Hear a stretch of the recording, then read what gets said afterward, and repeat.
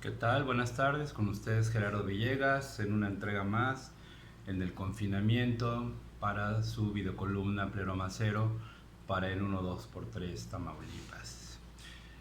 Pues como sabemos, estamos en la fase 3. Esta semana desafortunadamente hemos recibido pésimas noticias respecto a la muerte pues del emblemático y querido Oscar Chávez, un personaje que nos ha acompañado a propios y a extraños a lo largo de nuestras vidas, y es un momento muy interesante, sobre todo en la cuestión política en la que nos hemos encontrado en los últimos tiempos. Vivimos una realidad nueva, estamos hablando de un gobierno prácticamente nuevo, no estamos hablando precisamente de lo de siempre. Sin embargo, pues tiene sus aristas, tiene cierto tipo de mensajes contradictorios. Sin embargo, a lo que estamos acostumbrados, estábamos acostumbrados a lo largo de todos estos años que Oscar Chávez nos acompañó, pues fue algo definitivamente diferente, ¿no? Todavía el año pasado, él al festejar su cumpleaños número 85, tocó para los mexicanos en la otrora mansión presidencial llamada Los Pinos, donde pues se concentró el poder político y también pues el poder mediático y sobre todo el poder de lo económico en nuestros antiguos regímenes, perdón. Entonces vale la pena recordarlo, es un personaje que paulatinamente fue cobrando una fuerza siempre desde las instituciones. Él comenzó siendo estudiante de actuación en la Escuela Nacional del Instituto de Bellas Artes, allá por los años 60, grabó su primer disco. Originalmente estudió actuación, lo recordamos entrañablemente por la película Los Caifanes fundamentalmente, pero siempre acompañó causas obreras, siempre acompañó causas sindicalistas, estudiantiles naturalmente, y posteriormente se convirtió en un personaje que, muy al estilo de los antropólogos musicales, pues tuvo la fortuna y la intención muy acertada de recordar la música, sobre todo la música del siglo XIX, la música popular mexicana, que como él bien decía, pues también lleva un poco de protesta en ese sentido, ¿no? La gente que ha atravesado por las universidades públicas, la gente que ha tenido algún día la simpatía por la izquierda, o inclusive pues también fue el germen de cierto tipo de movimiento musical que posteriormente se denominó canto nuevo.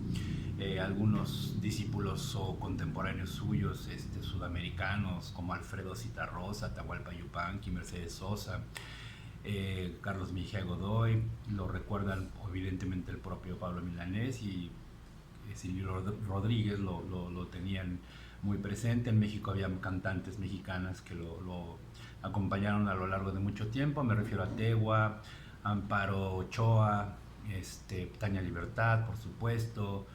Y bueno, pues es un personaje que se nos ha ido finalmente. Recordemos que también tuvo una carrera televisiva misteriosamente desde el Estado. Él tenía siempre carta abierta en Canal 13 en la época de Álvarez Lima, en el pleno López Portillismo, en la época de la Madrid, también participaba mucho en Canal 11. Fue un hombre que también estuvo muy cerca del Estado y también lo criticó siempre, ¿no? Definitivamente es uno de los últimos personajes de nuestro siglo XX mexicano que ha fallecido desafortunadamente por las consecuencias de la epidemia que estamos sufriendo actualmente. Y pues yo los invito a que lo recuerden, evocando su vida, su obra y sobre todo pues viendo esa gran película de Juan Ibáñez, escrita a la limón con Carlos Fuentes, que son Los Caifanes, ya lo recordamos, Álvarez Félix, genial, Julisa, Sergio Jiménez, en fin, los actores más importantes de nuestros últimos, Gómez Cruz, de nuestros últimos 30, 40 años. Dejó una escuela también, insisto, el canto nuevo. Algunos no muy afortunados se sienten herederos de ellos, como un tal Fernando Delgadillo, lo cual se me hace absolutamente burdo y abyecto.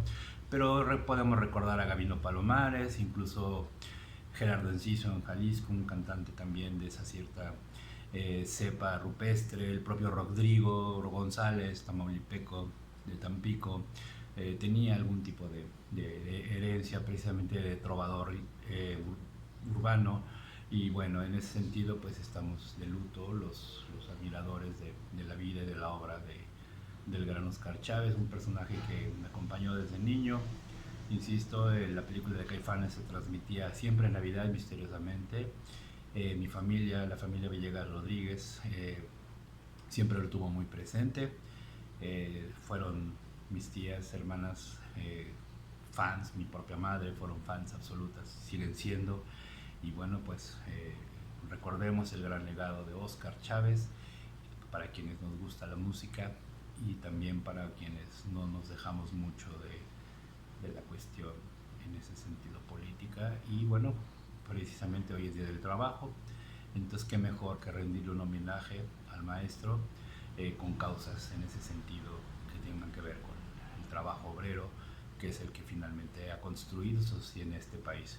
Por otro lado, ya para terminar y no extenderme más, les recomiendo por favor que vean 3 películas para conmemorar el Día del Trabajo.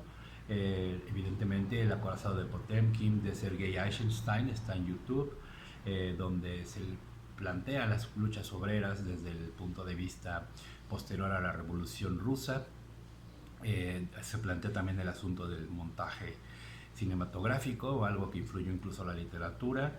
También pueden ver Tiempos Modernos de Charlie Chaplin, donde también podemos ver la cuestión del trabajo obrero en Estados Unidos. Y finalmente algo que yo también recomiendo es siempre la película Nido de Ratas de Elia Kazan con Marlon Brando. Y bueno, es una película que muy dura respecto al trabajo sindicalista de los trabajadores portuarios en Estados Unidos. Una película dura, áspera. Y bueno, pues aparece también Karl Malden, que probablemente ustedes que tengan quizás más o menos mi edad, casi 50 años o un poco más, lo recuerden junto a Michael Douglas en la serie entrañable de Las calles de San Francisco. Pues eso es todo, que pasen un bonito fin de semana del Día del Trabajo, del Día del Niño, que fue el día de ayer, y continúen en casa, abstráiganse, lean y por supuesto nos vemos aquí en la próxima emisión de Pleroma Cero con ustedes, Gerardo.